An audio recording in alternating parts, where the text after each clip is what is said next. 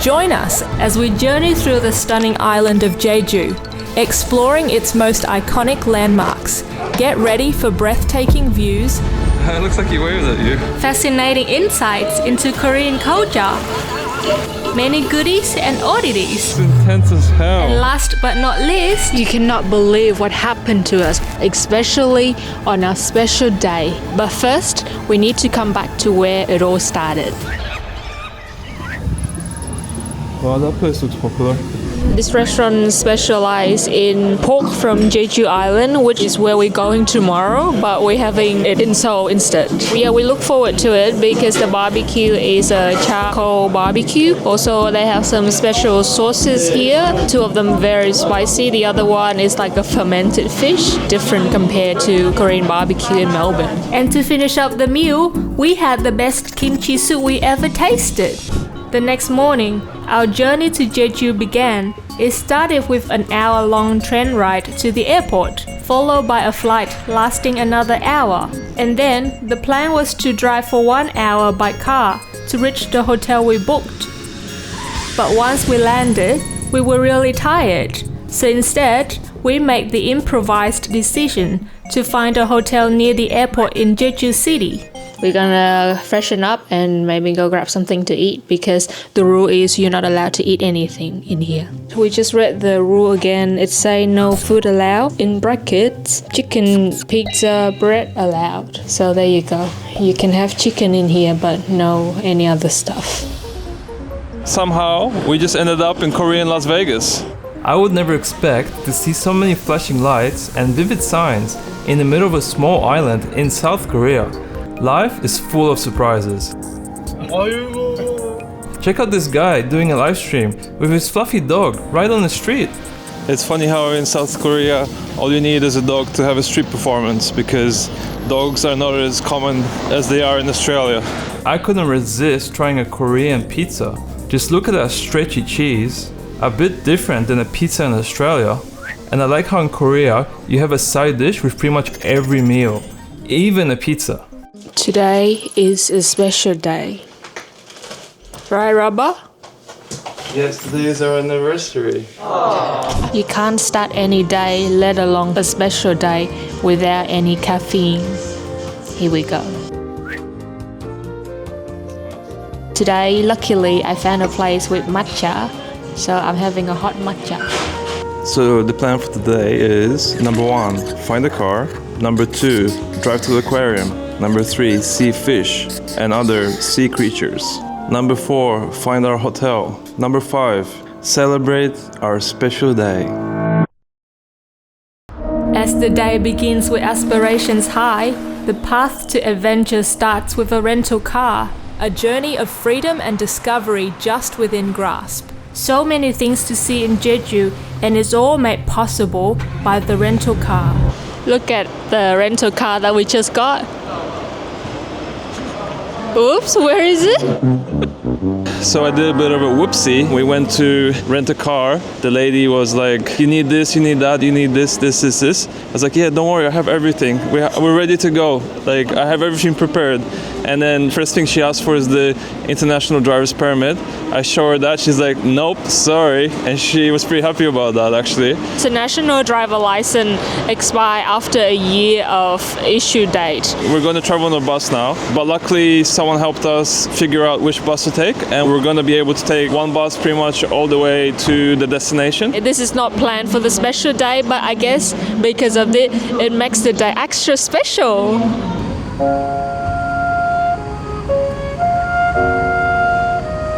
So 1 hour drive to the hotel, and it only costs for both of us $7. We saved a lot of money by not getting the car, so we can spend it on a nice dinner for our little celebration tonight.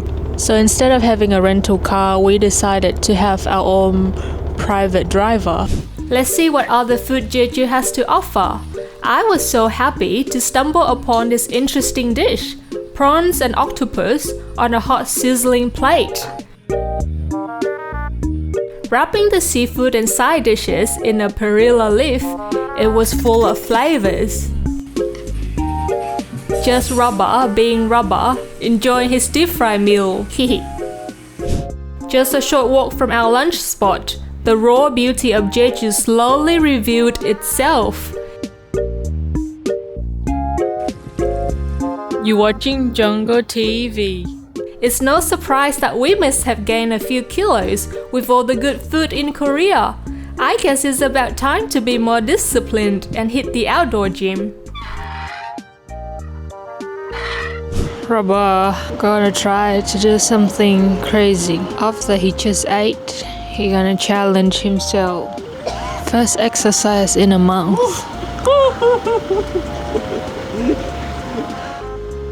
You need to let go. Trust the process. Straight leg. Looks like you've been tortured. That was fantastic. When we first came here, the lady was in that position and she inspired me to do it. If I didn't see her doing it, I wouldn't have done it. Yeah, you can definitely feel all the blood go to your head. It's an unusual feeling, and yeah, you do have to kind of let go and trust that you're gonna be held up. If you ever get a chance to try it, do it. It's life-changing, kind of. Could be. Anyway. What's the best thing to do after a pumping workout? Relaxing in the rooftop jacuzzi. Hello, Jungle TV and Hot Tub. Such a romantic way to finish up our special day. At last, a special and long-awaited anniversary dinner. We were too tired to go out for a proper dinner, but hey, we got to spend the whole day with each other. Not having a rental car didn't stop us from enjoying what Jeju has to offer. The next day, we booked a private tour with a local driver. Our first stop, Gyeongbang Waterfall. Known as the largest waterfall in Asia that falls directly into the ocean. Our next stop is the one we've been anticipating. We're at Aquaplanet Jeju Island and we just saw the main performance of the day. It took about half an hour and the first 5 minutes was animals and the rest was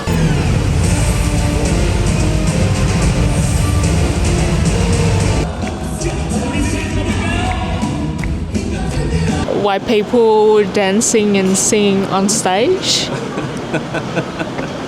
And definitely not the kind of performance that we would expect to see at an aquarium. I think there was some cool stuff there. They were jumping, doing the different flips and stuff, projection mapping. I definitely wasn't expecting that, and I was okay maybe with 10 minutes of that and the rest of animals, but it was the other way around. So yeah, we waited until the end because we was hoping that maybe there will be some animals coming out, but no. But that's all right. It was an experience. Just right behind me is the first tank of the aquarium, and look at the size of it. Only the first tank and it looks amazing. So let's explore the place. The fish from this tank are from the waters of Jeju Island. The fish from this tank is from Hawaii Island.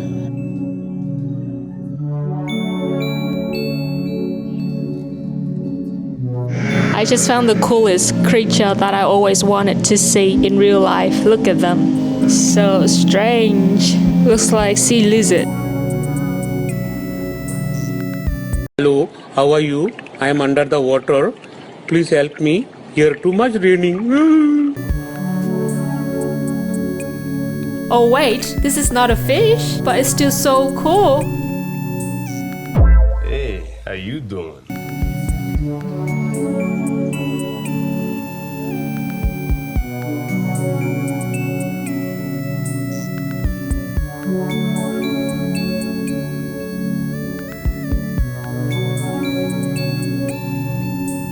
We were so impressed with this water tunnel.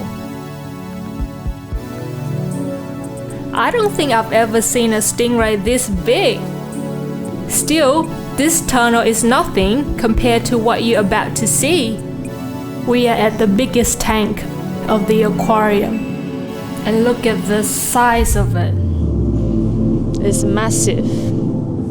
We were absolutely mesmerized by the sheer size of the final tank. Standing in front of it, I couldn't help but feel tiny. No doubt. We definitely made the right decision to come here. It was my first time seeing a swimming walrus. How can a mammal this big swim so fast? It looks like he waved at you. We are at the crater with our guide Jimmy. His plan was to take us for an hour walk up to the summit. We're not prepared for that. But luckily, it's only one day of the month that the trail closed, and it is today. So now we're just taking a shorter walk down to see the woman diver performance. But first, let's learn about the women divers of Jeju-do. These women divers first entered the workforce due to a shortage of men during the Korean War. Without the need for oxygen masks, they free dive to depths of up to 10 meters and can hold their breath for an impressive minute, risking their lives to gather seasonal shellfish like abalone and sea cucumber. They continue this demanding work until they are 80 years old.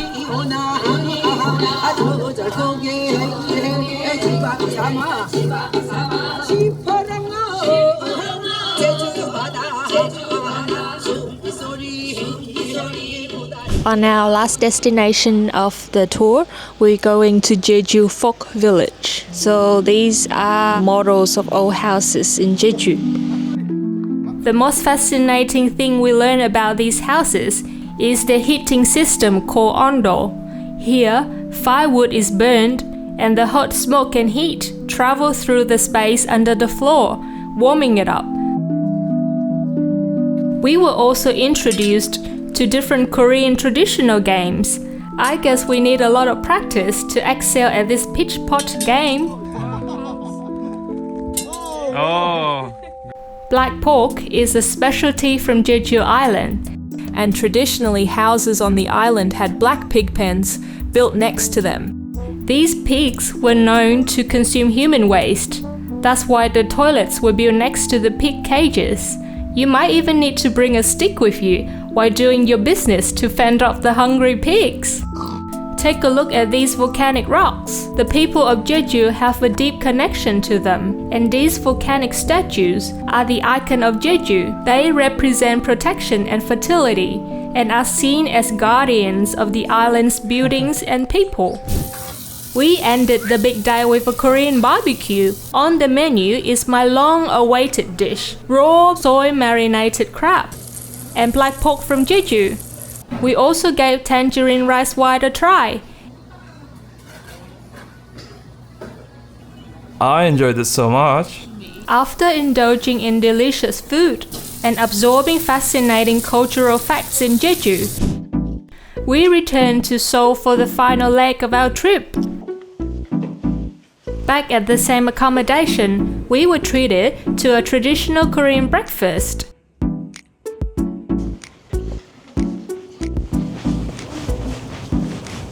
By looking at the footage, you don't understand how cold it is. It looks really sunny and nice, but it's actually freezing. Currently, it's -5 and feels like -10. But it's also like really windy, and there's just these really strong gusts of wind. It's intense. We're going to Gangnam now to see what it's all about.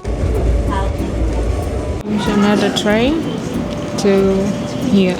Pretty straightforward, not confusing until we get lost. The subway was bustling with people enjoying their day off on March 1st Independence Day. We managed to navigate our way through an hour-long train ride to Gangnam. Welcome to Starfield Library, the most famous library in South Korea. If you travel to Seoul, you have to go to this place because look at it. You know you should do a time lapse here, right? I think it's a great symbol, inspiring people to read, especially young people when they come to the mall. They see all these books, see this awesome place. But in terms of practicality, I don't know. I don't know how practical this place is. Well, here you have to look at the book very quick if you want to borrow it. As a symbol, I think it's great. Walking around the busy COEX Mall, one thing caught our eye, the National Geographic clothing store. We don't have this in Australia.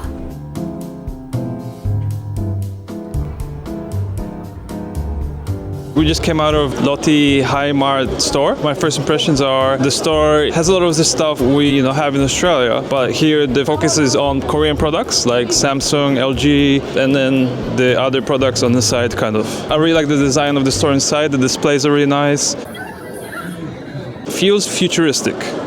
So we look in here, we look there, we check all the pockets. After returning from Gangnam, we were hit with a sudden panic. Our camera was nowhere to be found. We mess up the bed. Here, nothing. And we thought Robert left it. And then suddenly I just randomly spotted it. It was just sitting right here. Oh, Ko Ju-in, Jungle TV continues. It is a sad moment. We are going to the last dinner in South Korea.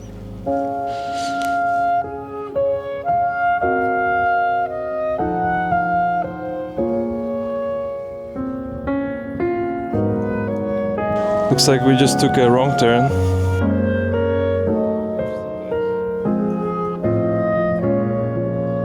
I guess we are having canned dumplings tonight.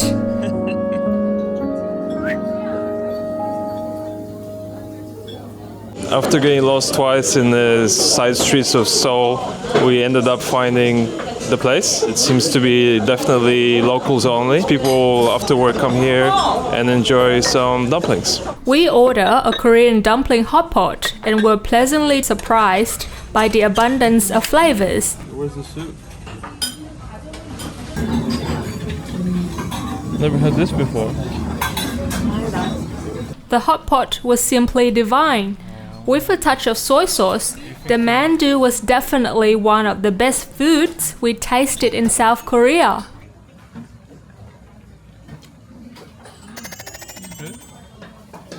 The next day, we sadly found ourselves at the airport. And that concludes our first trip to South Korea. It was fun. Thanks for watching Jungle TV. It's about time. It's finally time to open the Funny Box Plus. I've been thinking about it all week. The more I think about it, the more excited I am to see what's inside. There's a lot of possibilities, but I am expecting random. I'm expecting funny. As you can see that we are back to Melbourne in our own home, and we actually brought the Funny Box with us. So the Funny Box has traveled a long way, all the way from South Korea to Australia. Right here, right now, for the first time ever, Jungle TV, we're gonna open the Funny Box. Here we go.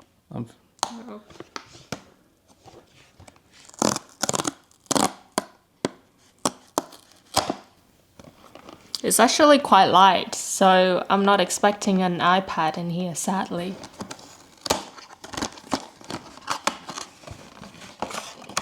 Oh, it's a box in a box. What the fuck? That's it? I thought there would be plenty of items. Oh my god, pretty disappointing. It is very disappointing. I think it's like a fake Lego with different pieces and you put it together. So I know that you've been waiting for the Funny Box to be open, and we really look forward to open it as well, because we thought that there would be plenty of cool items in there, but turns out I think there's only one item.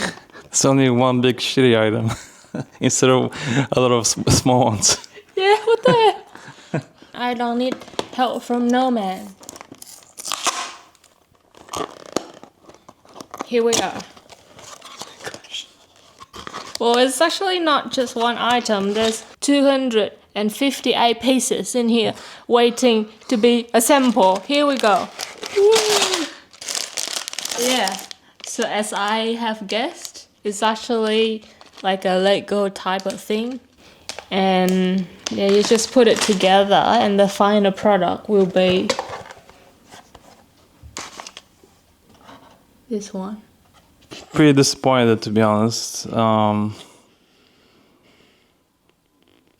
When life gives you shitty knockoff Lego, You build it. you build it. Accept life as it is and move on and think about the next destination where there will be maybe no funny box, but more funny moments for Jungle TV, right, Roy? Right. I think the cool thing is that it's got a giant amount of pieces in here.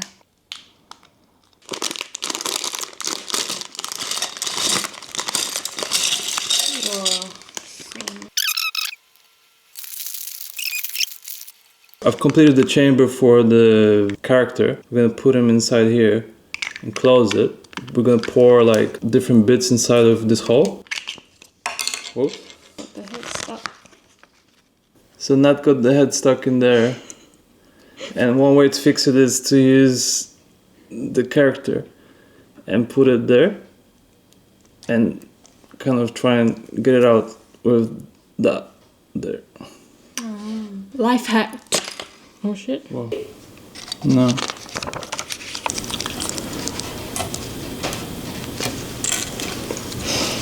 I don't feel funny or lucky.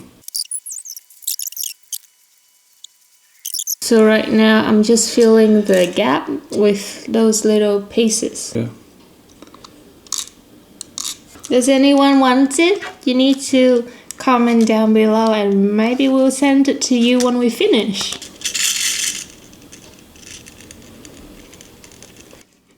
It's funny because we hype up the funny box so much. Yeah. We're gonna lose all our subscribers.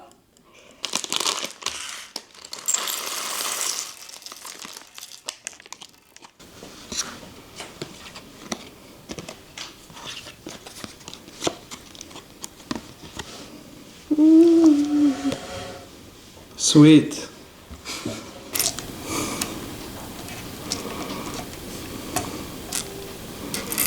But some people do find this soothing though, to be fair.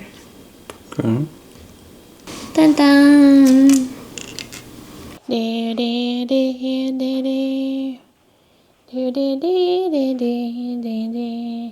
And here we are, 2 hours later, 2 hours? Probably 1.5 hours later, we finally finished what's inside the funny box. And we actually messed it up. We put the human, the figure, inside, facing the wrong way. Ta-da! Classic Jungle TV. Yeah, for the price of it and for what it is, it's pretty cool. Takes a while, very complicated. Takes a while to actually put the whole thing together.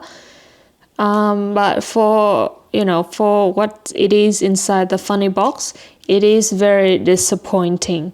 So, not approve.